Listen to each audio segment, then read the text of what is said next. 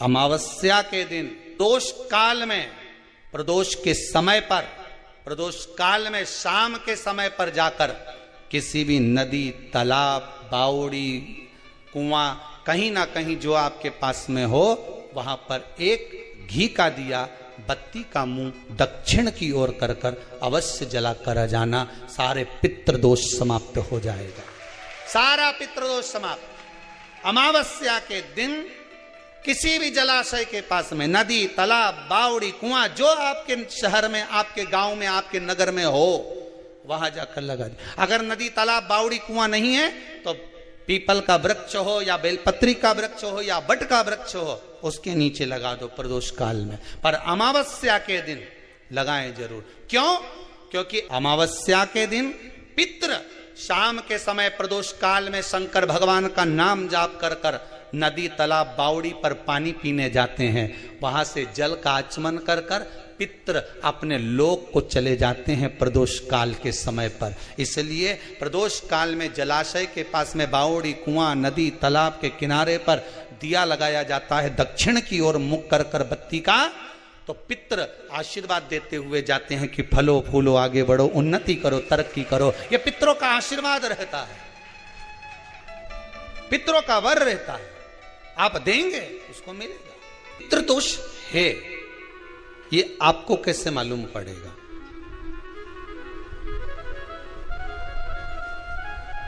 पितृ भूखे हैं, इसका तो वर्णन हमने पहले कर दिया कि रात्रि को जब आप सोने के बाद में 1-1.5 घंटे बाद अगर आपकी नींद खुल जाए, 1 घंटा 1.5 घंटा आप सो लिए, उसके बाद जो नींद खुली तो 1-1.5 घंटे तक अगर आपको नींद नहीं आ रही है, रात्रि को सोने के बाद में 1 घंटे बाद जब उठे तो आपको प्यास लग गई,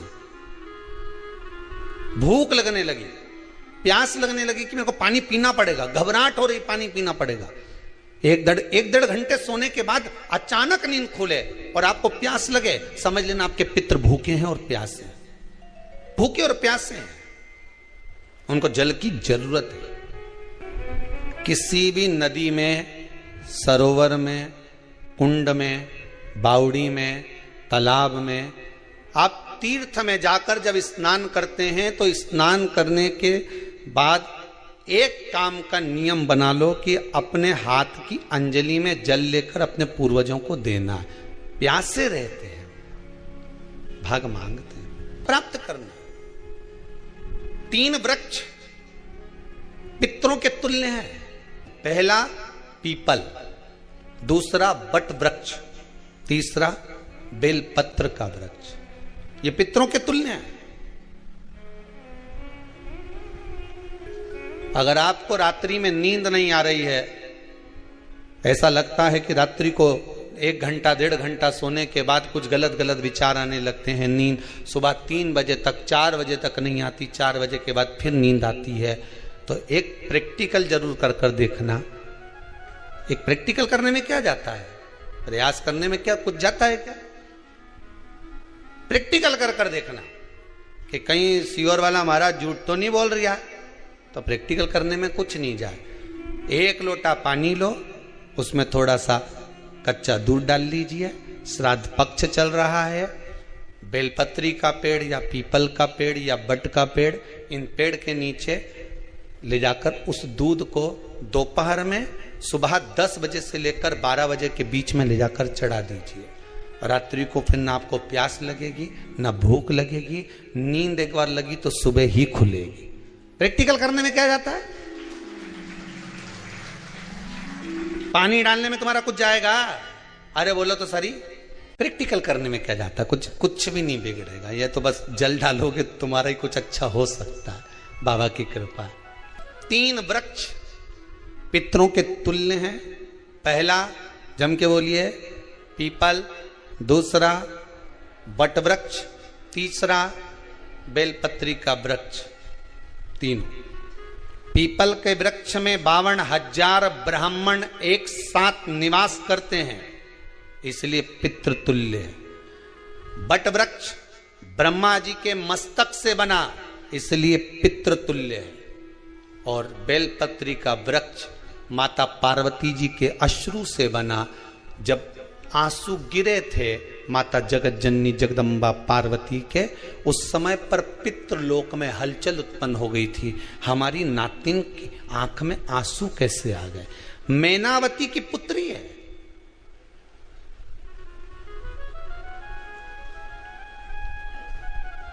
पितरों की नातिन, इसकी अश्रु कैसे गिर गए? पार्वती जी ने कहा ये आंसू नहीं, मेरा पुण्य भाग प्रकट करती हूं बेलपत्री के रूप में। तो पितरों ने वर दिया था कि ये बेलपत्री का वृक्ष हमारा आशीर्वाद है, इसके नीचे अगर कोई दीप लगाता है, शिव को स्पर्श कर चढ़ाता है, उसके पितरों की शांति होगी। हम स्वयं उसको आशीर्वाद देने के लिए पधारेंगे। बेलपत्र का वृक्ष पितृतुल्य। तो रात्रि को अगर भूख लग रही है, प्यास लग रही है, तो पितृदोष।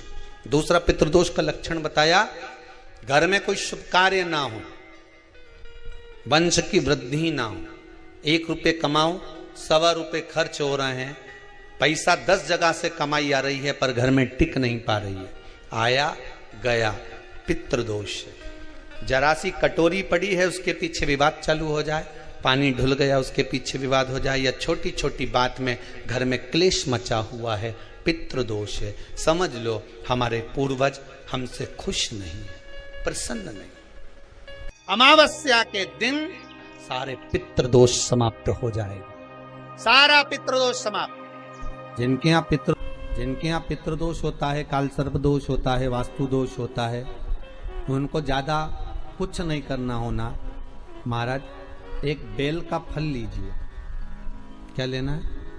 बेल का फल, बेलपत्री का जो फल होता है उसको ले लो, उसके अंदर का जो गुर्दा होता है, अंदर का जो भाग होता है, उसको निकाल लीजिए और उस बेल के फल में आटा सेक कर उसमें शक्कर मिलाकर उसको उसके अंदर भर लीजिए। अमावस्या के दिन सुबह 10 बजे से पहले उस बेल फल में, जिसमें तुमने पंजेरी भरी है, आटा सेक कर भरा है शक्कर के साथ में, उसको अपने घर में घुमाने के बाद में जिसको काल सर्प दोष बताया है, पितृदोष बताया है या वास्तु दोष का स्मरण बताया है, घर में सब दूर घुमाकर अपने परिवार का हाथ का स्पर्श कराकर पीपल के पेड़ के नीचे खड्डा खोदकर उस बेलपत्र के उस फल को दाब दीजिए, उस फल को उसमें दबा दीजिए। महाराज केवल एक अमावस्या करना रहता है, पितरों के दोष से मुक्ति मिलती है और हमारे घर के कार्य सफल होना प्रारंभ हो जाते हैं। कार्य की सफलता होती है, कार्य में सफलता प्राप्त होने लगती है। हम तो कई बार कहते हैं महाराज जी, अगर ऐसा लगे किसी औषधि को आप ले रहे हैं, मालूम पड़े कि औषधि आपको लग नहीं रही है, शिव महापुराण की कथा कर रही है, मान लो औषधि आपको नहीं लग रही, आपने औषधि बहुत दिनों से ले रहे हो, कोई दवाई, मान लो आप किसी भी दवाई को ग्रहण कर रहे हैं और वो औषधि लगी नहीं रही है, वो शरीर को लगी नहीं पा रही और आप ठीक ही नहीं हो पा रहे, 15 दिन हो गए, 8 दिन हो गए, बताओ, उतना की उतना ही कैटरीना है, उतना ही उतना अपना भरा हुआ, वही की वही लीवर, वही की वही किडनी, वही की वही स्मरण, सभी कुछ वही वही है, उतने की उतना ही। बीपी भी ऊंचा नीचा चल रहा है पर लेवल में नहीं आ रहा, शुगर भी लेवल में नहीं आ रही, तो प्रयास करा करो महाराज, बेलपत्री के फल का जो गुर्दा है, अंदर का जो भाग है फल का, उसको पानी में गला लीजिए और प्रदोष कम से कम प्रदोष नहीं हो और बीमारी जरा दवाई लगी नहीं रही हो तो बिना प्रदोष के भी कर सकते हो, उसको पानी में गलाइए। आधा घंटा पानी में, जैसे आपको सुबह मंदिर जाना है 10 बजे, तो सुबह स्नान कर कर कम से कम 6:30-7 बजे उसको पानी में गला दीजिए और उस बेले के फल का गुर्दा सा गला हुआ पानी शिव जी को ले जाकर समर्पित कर दीजिए। महाराज उस पानी में से थोड़ा सा 1 चम्मच पानी शिव जी पे चढ़ा हुआ लेकर आ जाइए। उस पानी को जो बीमार व्यक्ति है उसको औषधि देने से पहले मात्र आधी चम्मच से भी आधा चम्मच उसको दे दीजिए। भगवान शंकर का श्री शिवाय नमस्तुभ्यम का जाप कर कर उस पानी को देने के बाद अगर आप औषधि देंगे तो ये पक्का है कि औषधि अपना कार्य करना प्रारंभ कर देगी और वो स्वस्थ होना प्रारंभ हो जाएगा। वो स्वस्थ हो औषधि के लिए 7 स्थान शिवलिंग के बताए हैं, जहां पर भूल से भी अगर कोई चंदन की उंगलियां लगा देता है, 7 स्थान ऐसे हैं जहां चंदन की मात्र उंगलियां लगा देने से ही शिव पितृलोक के पितरों को मुक्ति प्रदान करके वैकुंठ लोक का निवास दे देते हैं। 7 स्थान।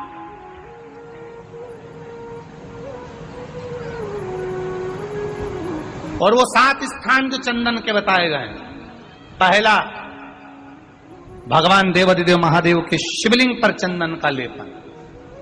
समझ लेना जरा बहुत अच्छे से। आपको लगता है स्वप्न में कोई मुर्दे दिख रहे हैं, या कोई जल रहा है, या कोई मर रहा है, या कोई चला गया है, ऐसा भय लगता है। बच्चों को मानी भेजूंगी ऐसा हो जाएगा, पति को मानी भेजूंगी ऐसा हो जाएगा, कोई हमारे कोई गलत तो नहीं कर रहा है, आपको लगता है। 7 स्थान चंदन के बताए महाराज। पहला शिवलिंग,